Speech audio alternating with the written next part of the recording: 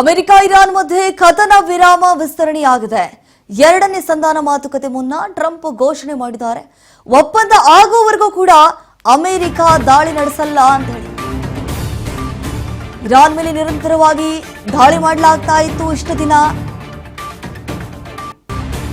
ಈಗ ಒಂದು ನಿರ್ಧಾರಕ್ಕೆ ಬಂದ್ಬಿಟ್ಟಿದ್ದಾರೆ ಅಮೆರಿಕ ಅಧ್ಯಕ್ಷರಾಗಿರುವಂತಹ ಡೊನಾಲ್ಡ್ ಟ್ರಂಪ್.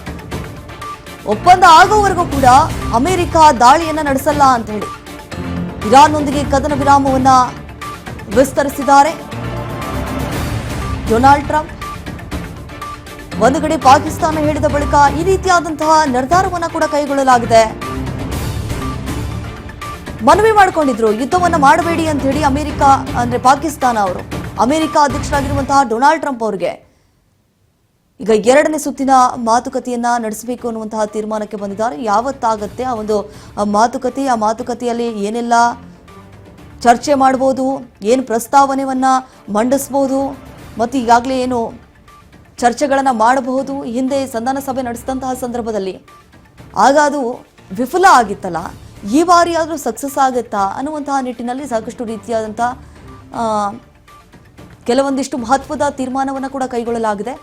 ಈಗ ಮಧ್ಯಸ್ಥಿಕೆಯನ್ನು ವಹಿಸಿದಂತಹ ಪಾಕಿಸ್ತಾನ ಏನಿದೆ, ಡೊನಾಲ್ಡ್ ಟ್ರಂಪ್ ಅವರಿಗೆ ಮನವಿ ಮಾಡಿಕೊಂಡಿದ್ದಾರೆ ಯುದ್ಧ ಮಾಡಬೇಡಿ ಅಂತ ಹೇಳಿ.